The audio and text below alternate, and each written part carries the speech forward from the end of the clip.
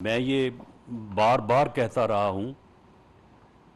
कि इमरान खान एक फितने का नाम है। इसने खुद ही अपने आप को और अपनी जमात को जो है वो एक हादसे से दो चार कर लिया। बुग़्ज़ की सियासत का आगाज़ बिलअमूम अमूमी तौर पे 2014 के धरने से और बिलखसूस ये पिछला एक साल जो है ये जो नफ़रत की सियासत की जा रही थी, जिसमें अपने मुखालफीन को गालियां देने,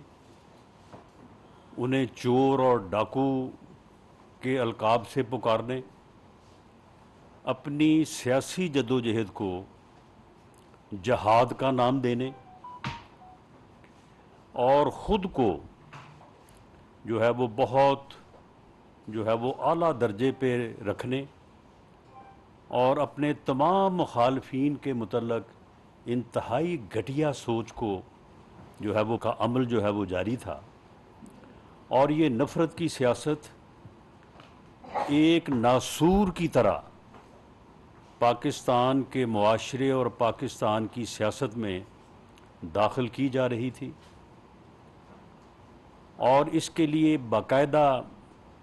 जिसमें अंदरूनी और बैरूनी जो है वो सहूलतकार जो है वो शामिल थे, एक प्रोग्राम के तहत पाकिस्तान की सियासत को परागंदा करने और पाकिस्तानी मुआशरे को फितने और फसाद से दो चार करने के लिए बड़ी कैलकुलेशन के साथ जो है वो एक कोशिश जो है वो जारी थी। बाकायदा उस प्रोग्राम के तहत 25 मई को इस्लामाबाद का घेराव करना था, इस मुल्क के कैपिटल को जो है वो सीज़ करना था, फिर उसके बाद कभी शॉर्ट मार्च कभी लॉन्ग मार्च, फिर उसके बाद जो है वो यानी इस किस्म की मनसूबाबंदी, अपने कत्ल की कहानियाँ घड़ना और हसास अदारों में काम करने वाले ऑफिसर्स को बाई नेम मुर्दे इल्ज़ाम ठहराना, फिर इंसानों का समुंदर जो है वो जमा करके कैपिटल के ऊपर इस्लामाबाद के ऊपर हमला आवर होना, उसमें नाकामी पे असम्बलियों को तोड़ने की धमकी देना, असम्बलियों को तोड़ने के अमल को 2 माह 2.5 माह तक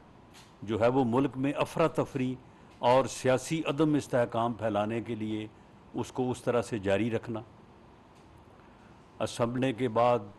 दोबारा जो है वो कैपिटल पे चढ़ाई का प्रोग्राम बनाना और फितना और फसाद फैलाने के लिए मुख्तलिफ़ किस्म के हरबे, लोगों को पेट्रोल बम बनाने की ट्रेनिंगें देना, बाकायदा जाली प्लस्तर चढ़ा के टांग पे 8 माह तक एक ही मुकाम पे रह के वहाँ पे फेस टू फेस जो है वो चंद 100 लोगों से मुलाकातें करना, उन्हें बाकायदा ट्रेंड करना, उन्हें जो है वो रियासत की अलामत अदारों और जगहों के ऊपर हमला करने की जो है वो तरगीब देना, एक मुसलसल जो है वो जहर जो है वो नौजवानों के जहनों में जो है वो इंजेक्ट करना, ये अमल जो है ये जारी व सारी रहा और बिल आखिर ये फितना जो इस मुल्क को, मैं ये बार बार कहता रहा हूँ कि इमरान खान एक फितने का नाम है। ये फितना जो है ये इस मुल्क और कौम को, अगर कौम ने इसकी शनाख्त और इसका इदराक ना किया तो ये किसी हादसे से दो चार करेगा। लेकिन ये इन वाक़यात की बुनियाद पे ये कहा तो नहीं जा सकता, लेकिन अल्लाह ताला को इस मुल्क और कौम की भलाई मकसूद थी कि ये फितना के इससे पहले ये वो शक्ल इख्तियार करता और इस मुल्क और कौम को किसी हादसे से दो चार करता। इसने खुद ही अपने आप को और अपनी जमात को जो है वो एक हादसे से दो चार कर लिया। और 9 मई के वाक़यात ने ये मौका दिया कि कौम इस फितने का इदराक करे,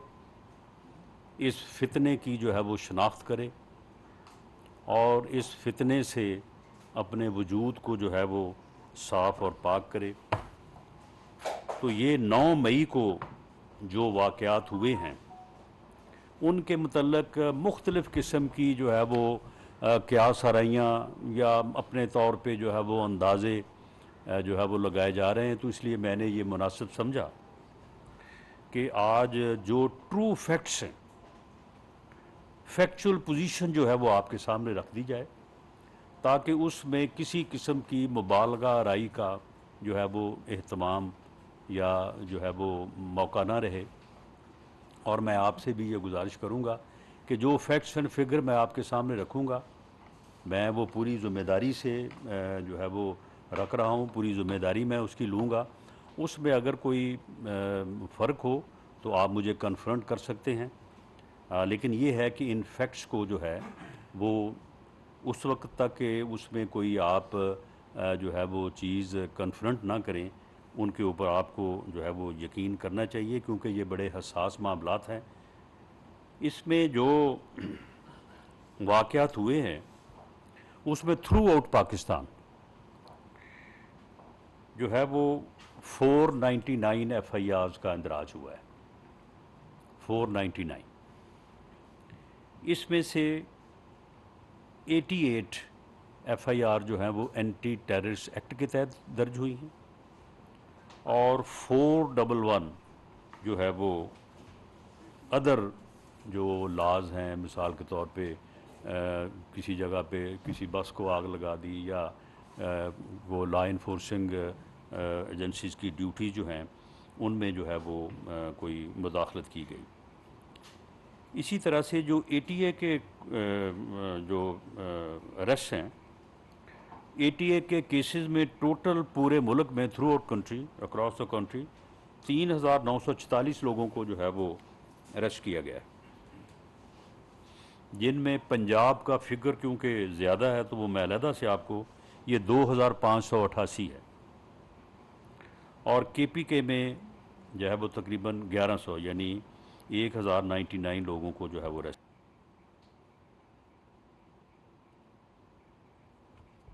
तो इसी तरह से जो अदर केसेस हैं उनमें जो है वो 5536 लोगों को अरेस्ट किया गया है, जिनमें से अक्सरियत आलमोस्ट 80% लोग जो है वो बेल पे जो है वो रिहा हो चुके।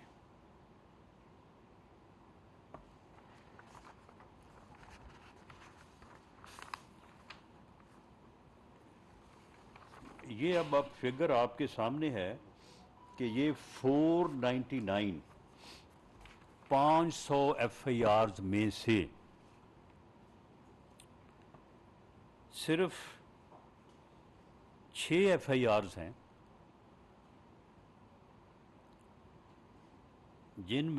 जिनको जो है वो प्रोसेस किया जा रहा है। 2 पंजाब में हैं जो अंडर प्रोसेस हैं और 4 जो हैं वो KPK में हैं, जिनका मुमकिना ट्रायल जो है वो मिलिट्री कोर्ट में जो है वो हो सकता है। अब ये 499 FIRs में से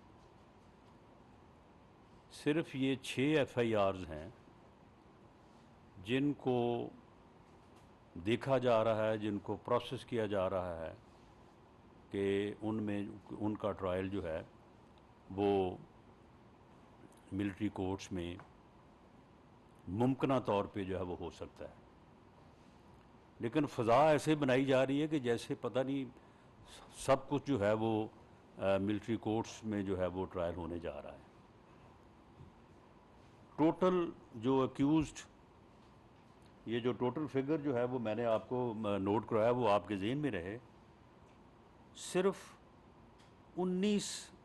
एक्यूज़ जो हैं वो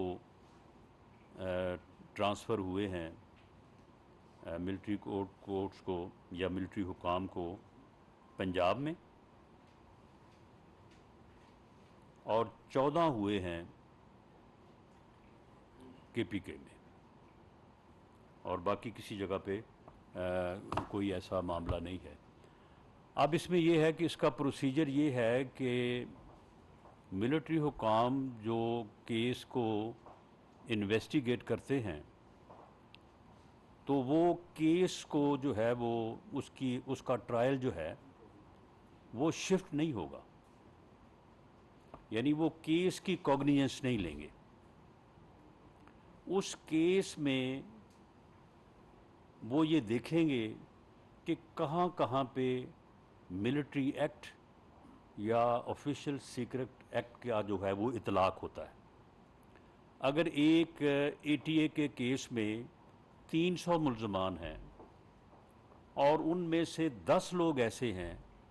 जो उस जो है वो जगह पे फॉल करते हैं कि जहाँ पे जो है वो ऑफिशियल सीक्रेट एक्ट की वायलेशन हुई है या मिलिट्री एक्ट की वायलेशन हुई है,